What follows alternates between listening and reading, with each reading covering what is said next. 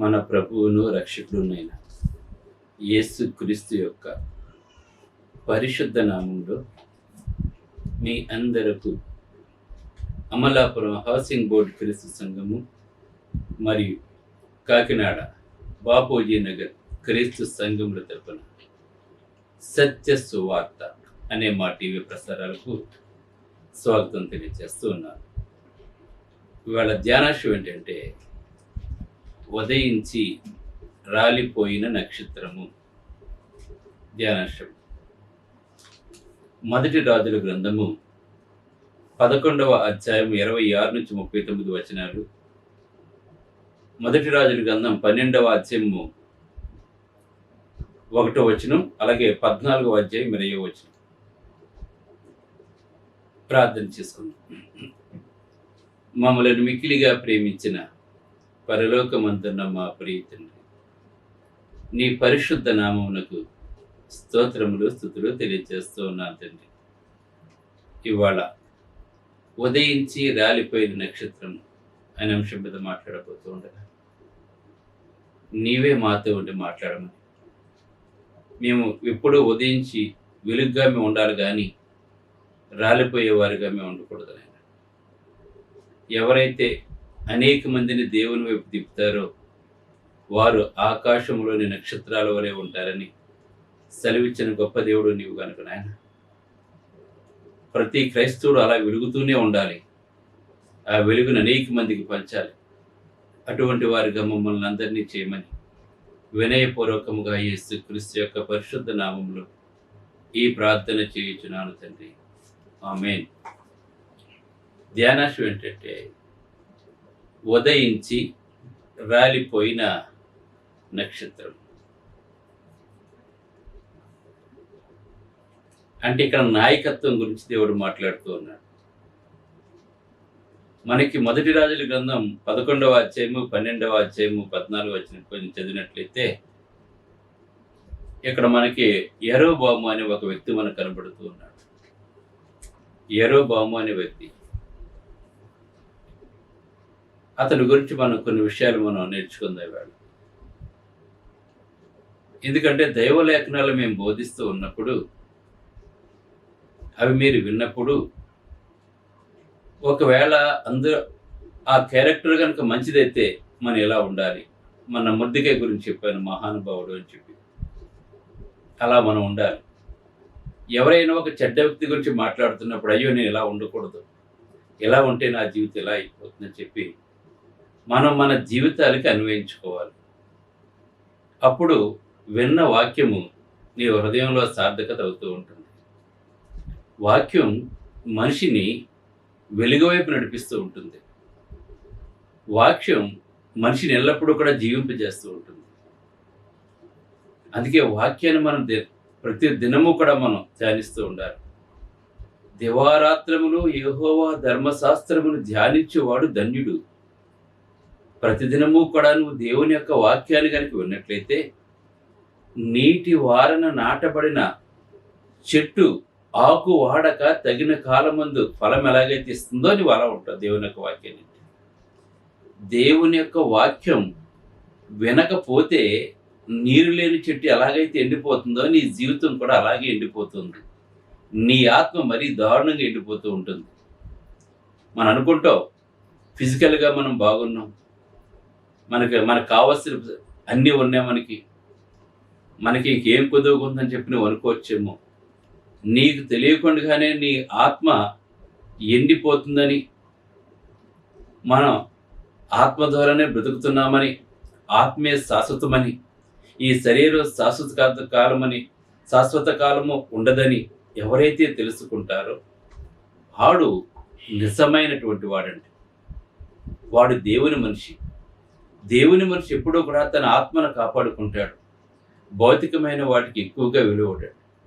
నువ్వు భౌతికమైన వాటికి నువ్వు విలువ ఇచ్చావంటే నువ్వు ఎప్పటికీ కూడా ఆత్మ సంబంధం కాలేవు. కనుక మనం ఆత్మ సంబంధులుగా ఉండాలి కానీ భౌతిక సంబంధులుగా మనం ఉండకూడదు. దేవుడు మనకు తెలియజేస్తున్నాడు. అందుకే అపోస్తలులు మాట్లాడుతున్నారు, మేము అన్నీ విడిచిపెట్టేస్తాం ప్రభా. నిజమే, మన ప్రభు నిమిత్తం మనం దేనైతే విడిచిపెడతామో అప్పుడు తిరిగి నోరంతులు పోసుకుంటాం మనం. ఇది ప్రతి ఒక్కరు కూడా తెలుసుకోవాలి. ఇక్కడ వేళ నేను చెప్పబోయే వ్యక్తి గురించి చూసినట్లయితే, కొంతమంది జన్మతోనే నాయకులుగా పుడతారని కొంతమంది. ఇప్పుడు వాళ్ళ నాన్న ఒక నాయకుడైతే కొడుకు ఆటోమేటిక్గా నాయకుడు అయిపోతాడు. తర్వాత నాయకత్వ లక్షణాలు ఆటోమేటిక్గా తనకు వచ్చేస్తూ ఉంటాయండి. అలాగే తండ్రి డాక్టర్ అయితే కొడుకు డాక్టర్ అయిపోతుంటాడు. అలాగనే తండ్రి యాక్టర్ అయితే పిల్లలు యాక్టర్లు అయిపోతూ ఉంటారు. వాళ్ళ ఫ్యామిలీ మెంబర్స్ అందరూ కూడా యాక్టర్స్ అయిపోతూ ఉంటారు. మనం చూస్తున్నాం. మనం కొన్ని వాటిలు ఇలాగా ఆటోమేటిక్గా అయిపోతుంటారు వాళ్ళు. ఎందుకంటే వాళ్ళకి ఒక బ్యాక్గ్రౌండ్ అంటూ ఉంటుంది కనుక. కానీ అంతేకాకుండా మరికొంతమంది ఏంటంటే ఏ రకమైన కమిటీకైనా అప్పగించబడితే ఏదో ఒక సాధారణంగా ఒక వ్యక్తిగా వెళ్తాడండి. ఒక చోటకి గుంపులోకి వెళ్తాడు. అతను సాధారణమైన వ్యక్తిగా ఉండడండి. ఆ గుంపునంతా కూడా తన వైపు తిప్పుకొని అతను ఆటోమేటిక్గా నాయకుడు అయిపోతూ ఉంటాడండి. అంటే జ్ఞానం, అంటే నాయకత్వ లక్షణాలు ఏంటంటే ఒకడు ఎక్కడికి వెళ్ళినా కూడా ఆ నాయకత్వ లక్షణాల్లో వాడు బయట పెడుతూ ఉంటుంటాడు. వాడు ఒకడు. కొంతమంది చూడండి, చాలా మంది మనం అనుకుంటాం మన కళ్ళ ముందు ఎందుకు పనికి రాకుండా తిరిగిన వాళ్ళు అందరూ కూడా వాళ్ళ గొప్ప నాయకులు అయిపోయారండి. వాళ్ళు ఎలా అయిపోయారు నాయకులు? వాళ్ళ ఏముంది అంటే ఒక టాలెంట్ వాళ్ళలో ఉందండి. అంటే వాళ్ళ ఆ నాయకత్వం గురించి ఆలోచిస్తున్నారు. అంటే నేను గొప్పవాడిగా ఉండాలి, నేను నాయకుడిగా ఉండాలి, నా మాటే పైన ఉండాలి. అది కొంతమందికి మొదటి నుంచి వస్తూ ఉంటుందండి. అది కనుక వాళ్ళు ఎక్కడ సపోజ్ ఏదైనా గ్రూప్లోకి వెళ్ళారనుకోండి, దానికి నాయకులు అయిపోతారు, వాళ్ళందరినీ కూడా నడిపేస్తారు. అలా చేయటానికి వారిని ఏరి తీసుకోకపోయినా సరే, నువ్వు నాయకుడిగా ఉండటానికి కాదు వచ్చింది, సామాన్యంగా ఉండటానికి ఒక పని నిమిత్తం అక్కడ పెట్టుకుంటే వాడు ఏం చేస్తే నాయకుడు అయిపోతుంటాడు. జనంలో నుండి వారు పైకి లేచి నాయకత్వం చేపడుతుంటారు. ఇప్పుడు ఉదాహరణ చూడండి, మనకు అపోస్తుల్లో పేతురు ఉన్నాడు. ఆయనకి బాగా లీడర్షిప్ క్వాలిటీస్ ఎక్కువ ఉంటాయి ఆయనకి. ఆయన ఏం చేసేవాడు అంటే యేసుప్రభు వారు ఏదడిగినా సరే వెంటనే తక్కువ సమాధానం చెప్పేసేవాడు, వెనక ముందు ఆలోచించకుండా అనమాట. అంటే ఎవరు ఏది అడిగినా సరే ముందు తప్పమని పైకి లేచిపోయాడు అతను. అంటే అది మంచి అయినా చెడైనా తను చెప్పదలుచుకుని చెప్పేసేవాడు అండి. అలాగే నాయకుడికి సిగ్గు బిడియం ఉండకూడదండి, ధైర్యం ఉండాలి. నేను చెప్పిందే కరెక్ట్ అన్న వాదం ఉన్నప్పుడు వాడు ఎటువంటి వాడైనా సరే నాయకుడు అయిపోతూ ఉంటాడండి. అలాగనే యెరోబోము కూడా ఇటువంటి వాడే. అతను నాయకత్వ లక్షణాలు కలిగినటువంటి వాడు. అతను యెరోబోము ఇతరులను నడిపించడానికి అవసరమైన లక్షణాలన్నీ కూడా యెరోబోముకు ఉన్నాయండి. అసలు ఈ యెరోబోము ఎవరు, అసలు ఎందుకు యెరోబోము గురించి మనం నేర్చుకోవాలి అని ఆలోచించినట్లయితే ఇతను గురించి చూస్తే మొదటి రాజుల గ్రంథం 11వ అధ్యాయం 26వ వచనంలో కనుక మనం చూసినట్లయితే సొలొమోను సేవకుడైన యెరోబోము అని ఉందండి. అక్కడ తెలుసు మనకి, దావీదు కుమారుడు సొలొమోను, దావీదు తర్వాత సొలొమోను రాజు అయ్యాడు. ఆ సొలొమోను రాజు యొక్క సేవకుడైనటువంటి వాడు యెరోబోము. ఇతను ఎఫ్రాయిమీయుడైన నెబాతు కుమారుడు అండి. ఇతను అంటే ఎఫ్రాయిము గోత్రానికి చెందినటువంటి వాడు. ఈ యెరోబోముకి ఉన్న లక్షణాలు ఏంటంటే నాయకత్వ లక్షణాలు అండి. అతనికి చురుకుదనం, మాటకారితనం, తన మాటలతో ఎటువంటి వారినైనా ఆకట్టుకోవటం, తన మాటలు నిజమైన నమ్మించటం నాయకుడికి కావాల్సిన లక్షణాలండి. ఇవన్నీ కూడా ముందు చురుకుదనం ఉండాలి నాయకునికి. తన మీద తనకు అపారమైన నమ్మకం ఉండాలి, దృఢమైన నమ్మకం. నేను గొప్ప లీడర్ని చెప్పే నమ్మకం ముందు తనకు ఉండాలి. ఎదుటి వాడిని ఆకర్షించే మాటలు అతనిలో ఉండాలి. తన చెప్పిందే నిజమని నమ్మించగలిగినటువంటి చాకచాతుర్యం ఉన్నటువంటి వాడు ఎవరంటే యెరోబోము. ఓహో, ఇతన్ని గనక మనం నమ్మినట్లయితే ఖచ్చితంగా ఇతను ఆ పని చేస్తాడు ఇతనికి అనే ఒక నమ్మకాన్ని ప్రజల్లో పుట్టించేవాడండి. ఇతను నాయకుడికి కావాల్సింది అదే అండి. చాలా మంది మన నాయకులు ఏం చేస్తారంటే అబద్ధాన్ని నిజమని నమ్మించి ప్రజలు మోసం చేస్తుంటారు. ప్రజలు గుడ్డివాళ్ళు అంటే వాడు. ప్రజలంతా మూర్ఖులు అంటే నిజంగా అది మంచిగా చెడ్డని ఆలోచించరండి. ఆ నాయకుడు మంచిని చెడుని చెప్పినా సరే నమ్మేస్తారు, వాడినే గుడ్డిగా వెంబడిస్తుంటారండి. ఇటువంటి వారి వల్ల దేశాలు, రాష్ట్రాలు నాశనం అయిపోతాయండి. కారణం ఏంటి? ఒక అబద్ధకుడు వల్ల. ఈవేళ మంచి అయినా చెడైనా ఒకరితోటే ప్రారంభించబడుతుందండి ఈవేళ. అందుకే ఆచితూచి అడుగులు వేయాలండి. ఈ యెరొబోముకున్న లక్షణం ఏంటంటే ముందుకు దూసుకుని వెళ్ళిపోయే లక్షణాలు అవుతున్నాయండి. అతడు ఎఫ్రాయిము గోత్రపు యువకుడండి అతనికి. ఎందుకంటే ఈ ఎఫ్రాయిము గోత్రంలో ఉన్నటువంటి వాళ్ళకి ఒక విధమైన అతిశయం ఉండేదండి. ఆ అతిశయం ఏంటంటే వీళ్ళ చారిత్రాత్మకంగా కనుక మనం చూసినట్లయితే గోత్రానికి ఉన్న లక్షణాలు ఏంటంటే ఇశ్రాయేల్లో మహా గొప్ప నాయకుడు మోషే తర్వాత యెహోషువ అండి. ఇశ్రాయేలీయులలో మోషే తర్వాత ఇశ్రాయేలు ప్రజలకు నాయకత్వం వహించినటువంటి వాడు యెహోషువ. ఆ యెహోషువ ఏ గోత్రం నుంచి అయితే వచ్చాడో ఈ యెరొబోము కూడా అదే గోత్రం నుంచి వచ్చాడండి. అంటే యెహోషువ ఎటువంటి నాయకత్వ లక్షణాలు అతనికి ఉన్నాయో ఇంచుమించు యెరొబోము కూడా అవే లక్షణాలు ఉన్నాయి. పైగా అదే గోత్రం నుంచి వచ్చినటువంటి వాడు అండి అతను యెహోషువ. యెహోషువ ప్రార్థన చేసి సూర్యచంద్రులు అగినట్లుగా మనం చూస్తున్నాం మనం. అంటే వాళ్ళ గోత్రానికి అంత గొప్ప చరిత్ర ఉందండి అతనికి. కనుక ఆ గోత్రంలోంచి వచ్చాడు కనుక యెరొబోము కొంచెం అసహ్యం ఎక్కువ అండి అతనికి. అంతేకాకుండా మొట్టమొదటిసారిగా ప్రత్యక్షపు గుడారము కట్టాలని చెప్పి దేవుడు చెప్పినప్పుడు ఆ గుడారాన్ని షీలోహులో ఏర్పాటు చేసినప్పుడు ఈ ఎఫ్రాయిము గోత్రపు వారి స్థలంలోనే అది నిర్మించబడిందండి. అదొక అతిశయం. ఏంటి అతిశయం అంటే దేవుని యొక్క పరిశుద్ధ స్థలము మాకిచ్చిన భూభాగంలోనే నిర్మించబడింది, మా గోత్ర భూభాగంలో ఉందని చెప్పుకునేవారండి వాళ్ళు. వారికి దీర్ఘమైన చరిత్ర ఉందండి వాళ్ళకి. అంతేకాకుండా యెహోషువ భూమిని పంచినప్పుడు, పాలు తేళ్లు ప్రవహించే దేశం వచ్చినప్పుడు భూమిని పంచినప్పుడు వాళ్ళకి ఎఫ్రాయిమీయులకి ఒక చీటి వస్తే ఆ చీటిలో ఉన్న భూమిని ఇస్తే వాళ్ళు ఏమని అడిగారంటే, మాకేలా ఒక్క చీటుతో ఒక్క వంతునే సామర్థ్యం ఇచ్చితివి, మేము ఒక గొప్ప జనమే కాదా, ఇది యెహోవాకు మమ్మల్ని యెహోవా దీవించలేదని చెప్పి దెబ్బలాడి మర తీసుకున్నటువంటి వాళ్ళండి వీళ్ళు. మేము గొప్ప జనం కాదా అంటే వాళ్ళు గొప్ప వాళ్ళ కింద మొదటి నుంచి కూడా వాళ్ళకి ఆ ఫీలింగ్ ఉండిపోయిందండి వాళ్ళకి. అందులోంచి వచ్చినటువంటి వాడండి అతను యెరొబోము. అంతేకాకుండా అతను తండ్రి సొలొమోను యొక్క పరివారంలో ఒకటిగా పనిచేసేవాడండి అతను. యెరొబోము యొక్క ఫ్యామిలీ బ్యాక్గ్రౌండ్ చూసినట్లయితే రాయితోనూ రాజరికంతోనూ సంబంధాలు ఉన్నాయండి. వాళ్ళ తండ్రి సొలొమోను యొక్క పరివారంలో ఒకటిగా పనిచేసేవాడండి అతను. కనుక అక్కడ విషయాలు, ఆ రాజకోటలో జరుగుతున్న విషయాలు ఇవన్నీ కూడా ఇతనికి తెలుసండి ఇతనికి. అంటే నెమ్మది కొద్దిగా తెలుసండి ఇతనికి. అయితే ఒక రోజుని తన తండ్రి ఆకస్మికంగా చనిపోయాడు. మరి పోషించే తండ్రి చనిపోతే ఆ ఇల్లు ఎలా ఉంటుందో మీరు ఒకసారి ఆలోచన చేసుకోండి. అయినా కానీ యెరొబోము తండ్రిని కోల్పోయినా కూడా అతను దృఢంగాను ధైర్యంగాను అతను చాలా స్ట్రాంగ్గా ఉండిపోయాడు. తండ్రి చనిపోయినా కూడా స్ట్రాంగ్గా ఉండిపోయాడు అతను. తర్వాత ఏం జరిగిందంటే, తండ్రి చనిపోయిన తర్వాత ఇతన్ని యెరొబోముని ఏం చేశారంటే ఆ మళ్ళా సొలొమోను యొక్క పని వాళ్ళు ఇతను కూడా పనికి పెట్టారండి. తండ్రి చనిపోయాడు కనుక, ఆధారం లేదు కనుక ఒక పని ఇచ్చారండి కోటలోను యెరొబోముకి. అయితే సొలొమోను ఏం చేశారంటే యెరొబోముకి ఒక పని అప్పగించాడు.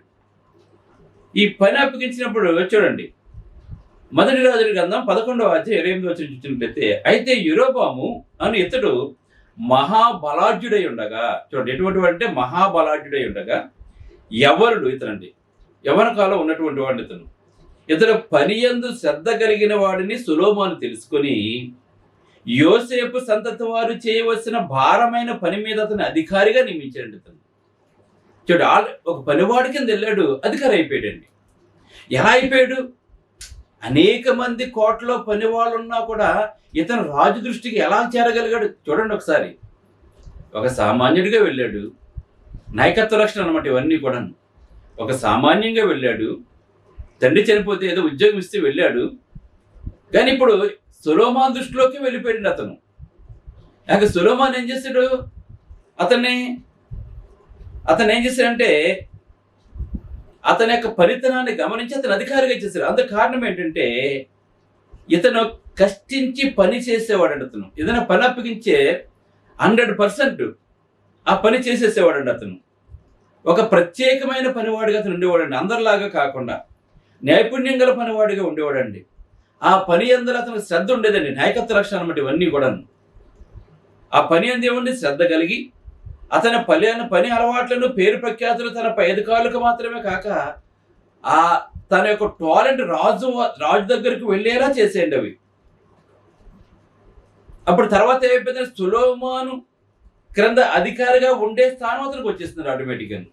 చూడండి ఎక్కడి నుంచి అక్కడికి వెళ్ళిపోయాడు చూడండి. అంటే సొలొమోను కింద అధికారిగా ఉండే స్థాయికి వెళ్ళిపోయాడంటే అంటే చూడండి గమనించండి ఇక్కడ. ఎప్పుడైతే సొలొమోను కింద ఉండే అధికారి కింద అతను ఉన్నాడో ఇప్పుడు యుద్ధం గురించి కానీ ఇంట్లో సంగతులు కానీ రాజరికం గురించి కానీ అన్ని విషయాలు కూడా నేర్చేస్తున్నాడు అతను. ఒక రాజు తర్వాత అధికారి కనుక ఇప్పుడు చూడండి, ఇప్పుడు రాజు చనిపోయాడు తన కొడుకు ఉంటాడు రాజు గారిని, లేదంటే మనం ఒక మేనేజర్ చనిపోయిన తన కింద ఉన్నటువంటి మేనేజర్ అయిపోతుంటాడు. మనం చూస్తూ ఉంటాం మనం, ఎందుకంటే ఎక్స్పీరియన్స్ అతనికి ఉంటుంది కనుక అతను ఆటోమేటిక్గా చేసేస్తూ ఉంటారు మనకి. అదే విధంగా ఇతను అవన్నీ కూడా నేర్చేసుకున్నాడు అతను. అయితే ఇక్కడ ఎన్ని మనకి కొన్ని లక్షణాలు ఉన్నా కూడా దేవుడు ఏం చెప్తున్నాడు అంటే ముందు ప్రతి మనిషికి కూడా నీతి నిజాయితీ అనేది ఉండాలండి. మనిషికి నీతి నిజాయితీ అనేది ఉండాలి. అది లేకపోతే ఎన్నున్నా కూడా వ్యర్థం. నీతి లేకపోయినా నిజాయితీ లేకపోయినా వాడిని ఏదో ఒక రోజున కుప్పకూలిపోతాడు. వాడు ఎంత గొప్పవాడైనా సరే. యెరొబోము కొన్న ఇంకొక లక్ష్యం అంటే ఆకర్షణీయమైన వ్యక్తిత్వం ఉందండి అతనికి. అంటే ఒక చరిష్మా అంటాం మనం. కొంతమంది ముఖాల్లో చరిష్మా కనబడుతూ ఉంటుంది మనకి. అతను మాట్లాడినప్పుడు ప్రజలు ఆలకిస్తారు. ప్రజలు అతను ఎందుకు నమ్మిక ఉంచారు. ఆకర్షణీయమైన వ్యక్తిత్వం అతనికి గొప్ప దీవెన అయిపోయిందండి అతనికి. ఎవరికంటే యెరొబోము కండి. ఒక రోజున యెరొబోము అలా వెళ్తూ ఉన్నప్పుడు ఒక ప్రవక్త అహయ్య అనే ఒక ప్రవక్త అతనికి కనబడ్డాడండి. అహయ్య అనే ఒక ప్రవక్త అతను కనబడి అతనితో చూడండి, అతడు ధరించుకున్న కొత్త పై వస్త్రమును తీసుకుని, అంటే యెరొబోము ఉన్న పైన కప్పుకున్న కొత్త వస్త్రాన్ని తీసుకుని, ఇక ప్రవక్త కదా ఇంకేం మాట్లాడకూడదండి. ప్రవక్త మనతో దగ్గర ఉన్నప్పుడు ప్రతి ఒక్కరు కూడా వాళ్ళకి మాట వినాలి. ఇప్పుడు యెరొబోము కొత్త వస్త్రాన్ని తీసుకుని పైన వేసుకుని వెళ్ళిపోతుంటే ప్రవక్త వచ్చేసి ఆ కొత్త వస్త్రాన్ని తీసుకుని 12 ముక్కలుగా చింపాడండి అతను. 12 ముక్కలుగా చింపి అతడు యెరొబోముతో ఇలా ఏమని మాట్లాడాడంటే, ఈ 10 తునకలను నీవు తీసుకొనుము.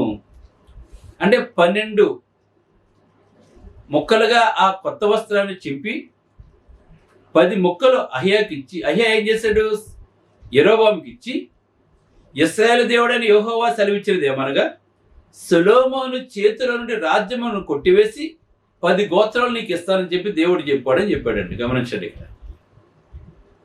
అంటే సొలొమోనుకి ఇప్పుడు 12 గోత్రాలు సొలొమోను చేతిలో ఉన్నాయి. ఇశ్రాయేలు 12 గోత్రాలకి సొలొమోను రాజు. అయితే కొద్ది దినాల్లో దేవుడు ఏం చేయబోతున్నాడు అంటే ఇశ్రాయేలు 12 గోత్రాల్లో 10 గోత్రాలను ఈ యెరొబోముని రాజు చేయబోతున్నాడు. 10 గోత్రాల వారు ఈ యెరొబోము చేతి కిందకు వచ్చేస్తారు. ఆ 10 గోత్రాల వారికి యెరొబోము రాజుగా ఉంటాడు. అంటే ఇంకా 2 గోత్రాలు మాత్రం దావీదు వంశస్థులకు వెళ్తాయని చెప్పి ఆ ప్రవక్త చెప్పాడు. ఆ ప్రవక్తను చెప్పమన్నవాడు ఎవరంటే దేవుడే పంపించండి.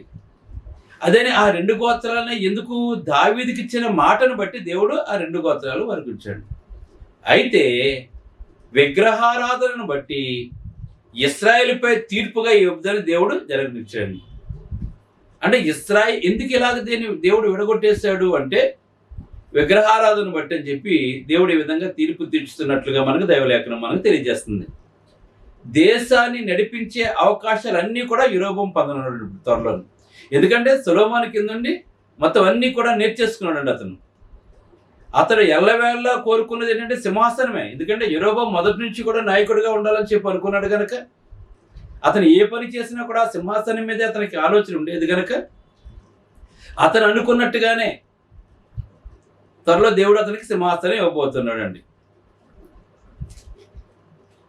ఎప్పుడైతే అహియాస్ యెరోబాముతో ఈ విషయం చెప్పాడో అది సొలొమోను దగ్గరికి వెళ్ళిపోయింది వర్తమానం.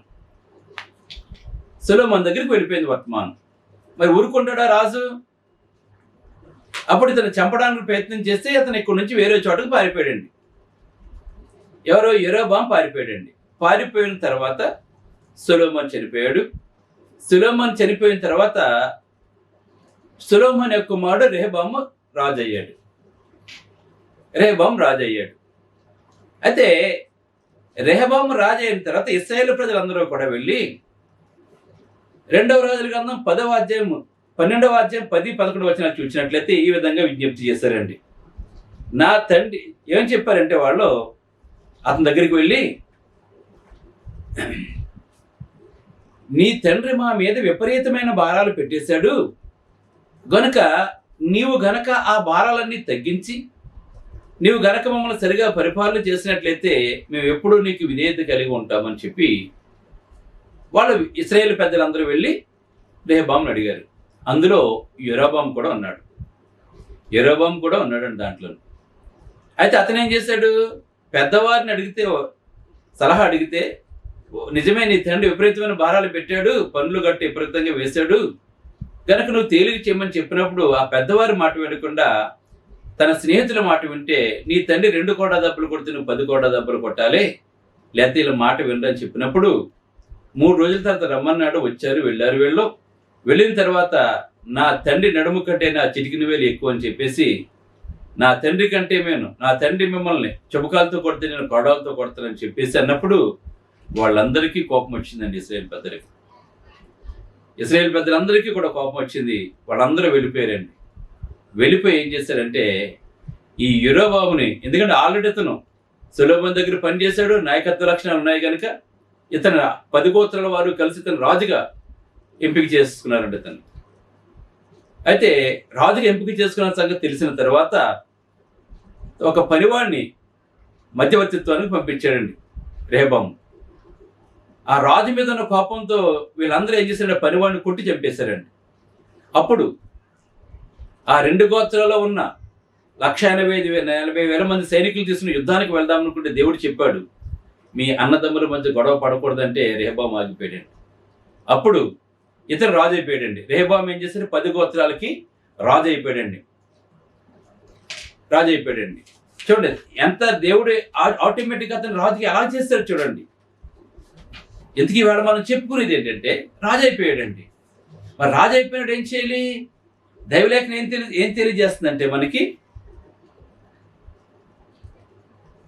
ఇతను మొదట్లో ఉన్నటువంటి నీతి నియమాలు కానీ అవన్నీ కూడా పోగొట్టేసుకున్నాడు. అతను ఎప్పుడైతే రాజు అయ్యాడో ఇంకా ఆ పదవి కోసం, ఆ పదవిని కాపాడుకోవటం కోసం నీచమైన ఎత్తులన్నీ కూడా వేసి ప్రజల్ని తప్పుదోవలోకి నడిపించేశారండి. అందుకే తెలియజేశాను, నేర్చుకోవాల్సిన రాజనగర్లో జీవించడం కంటే సింహాసనం మీద కూర్చుండడం కంటే వినయమైన నీతిగల హృదయాన్ని కలిగి ఉండటం శ్రేష్టమని చెప్పి దేవుడు తెలియజేస్తున్నాడు. ఏ ప్రజలనైతే దేవుడు అప్పగించాడో ఆ ప్రజలందరినీ కూడా తప్పుదోవలో నడిపించేసి అతను ఇశ్రాయేలు 10 గోత్రాల వారిని కూడా ఒక చెడు వైపు నడిపించేశాడండి. అతను ఎంతో గొప్ప నక్షత్రంగా అందరి చేత ప్రశంసలు అందుకుని గొప్ప నాయకత్వ లక్షణాలు కలిగి నాయకుడికి ఎదిగిన ఇతను ప్రజలందరూ కావాలని కోరుకుని ఇతను రాజుగా చేస్తే చివరికి ఆకస్మికంగా ఇతను రాలిపోవలసి వచ్చిందండి. ఎటువంటి కీర్తి ప్రతిష్టలు సంపాదించుకోకుండా రాలిపోవలసి వచ్చింది. దీనికి కారణం ఏంటంటే మనిషి హృదయంలో నీతి లేకపోవటం, యథార్థత లేకపోవటం, పదవిపై వ్యామోహం. ఇవాళ చాలామంది డబ్బు సంపాదించుకుని మొదట్లో భయభక్తులు కలిగి ఉండి తర్వాత గర్విష్ఠులైపోయి దేవుని విడిచిపెట్టేస్తున్నారు. అనేక మంది ఉదయిస్తున్న నక్షత్రంలా ఉండవలసినటువంటి వారు రాలిపోతున్న నక్షత్రంలాగా ఉంటున్నారు. కనుక మనం అయితే ఇలా ఉండకుండా ఉండటానికి మనం ప్రయత్నం చేద్దాం. మనమైతే అలా కాకుండా దావీదు దేవుని ఇష్టానుసారమైన మనుషుడు ఎలాగైతే అయ్యాడో, దేవుని చిత్తాన్ని ఎలాగైతే నెరవేర్చాడో, ప్రభువైన యేసుక్రీస్తు కూడా తండ్రి చిత్తాన్ని ఎలాగైతే నెరవేర్చాడో మనము కూడా అటువంటి వారికి ఉందాం. దేవుడు మనకిచ్చిన తలాంతులను సద్వినియోగం చేసుకుందాం. మీ అందరికీ వందనములు. God bless you. ప్రార్థన చేసుకుందాం. ప్రేమ గల తండ్రి, దయగల దేవ, పరిశుద్ధుడు, ఉదయించి రాలిపోయిన నక్షత్రాల వల్ల ఏమి ఉండకూడదు తండ్రి. నిరంతరము వెలుగుతున్న నక్షత్రాల వల్ల ఏమి ఉండాలి ప్రభు. అలా ఉండాలంటే నీతి ధర్మాన్ని మేము ఎప్పుడూ కూడా విడిచిపెట్టకూడదు ప్రభు. అందుకే దేవుడు మాట్లాడుతున్నాడు, దేవుని యొక్క ఆజ్ఞానుసారంగా కనుక నీవు జీవించినట్లయితే యెరొబోము, దావీదుని దేవుడు ఎలాగైతే హెచ్చించాడో, ఆ సింహాసనాన్ని ఎలాగైతే హెచ్చించాడో నిన్ను కూడా అలాగే హెచ్చించును. కానీ నీవు దేవుని చిత్తానికి విరోధంగా ప్రవర్తించి నువ్వు దేవుని చిత్తాన్ని నెరవేర్చలేదు కనుక నువ్వు రాలిపోతున్నాను కూడా అక్కడ దేవుడు చెప్పడం జరిగింది నాయన. మరి మేమైతే అలా కాకుండా ఎల్లప్పుడూ చనిపోయే వరకు నీ చిత్తాన్ని నెరవేరుస్తూ నీకు ఇష్టమైన జీవితాన్ని జీవించేలా చేయమని వేడుకుంటూ ఈ వాక్యం ప్రతి కుటుంబాన్ని దీవించి మేము అటువంటి వారుగా కాకుండా నీకు ఇష్టలుగా, నీ కుమారులుగా మేము ఉండేలా చేయమని ఈ వాక్యం ప్రతి వారి అక్కర్లు కూడా తీర్చి వారి చదువు ఎగ్జామ్స్ జరుగుతున్న చదువుల్లో కానీ, ఆర్థిక సమస్యల్లో కానీ, అనారోగ్యాల్లో కానీ, అలాగే ప్రతి విధమైన అక్కర తీర్చండి. వారిని పరిపూర్ణమైన క్రైస్తవులుగా చేయమని క్రీస్తునాన్ని వేడుకొనిచున్నాను తండ్రి. ఆమేన్. మీ అందరికీ వందనములు. బ్రదర్ జార్జ్ రాజు వారా, church of Christ, housing board, Amalapuram, near KIMS medical college, Konaseema district, 533201. Mobile number 9848730355, 92933174887. Email ID georgerajuvara@gmail.com. Website www.helpingforpoor.com.